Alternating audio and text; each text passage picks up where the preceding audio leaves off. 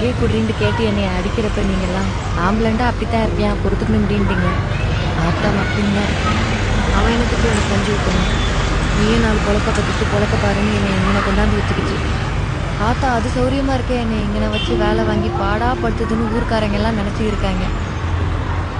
ஆனால் நெசத்துக்கு ஆத்தா எனக்கு 6 துணையும் இல்லைண்டாலும் ஒரு பொம்பளை தனியாக தைரியமாக எப்படி பொழைக்கணுன்ட்டு பழகிக்கிட்டு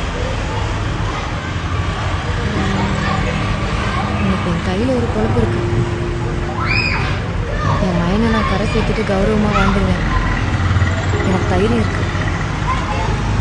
உங்கள்கிட்ட நான் அழுதேன், ஏடே நான் இல்லைண்டா உனக்கு பிழைக்க தெரியாதாடே, அப்படியாடி நான் உன்னை வளர்த்தாண்டு ஆத்தா விளக்கு மாற்ற எடுத்து எனக்கு வெளுப்பு பிடிக்கும்.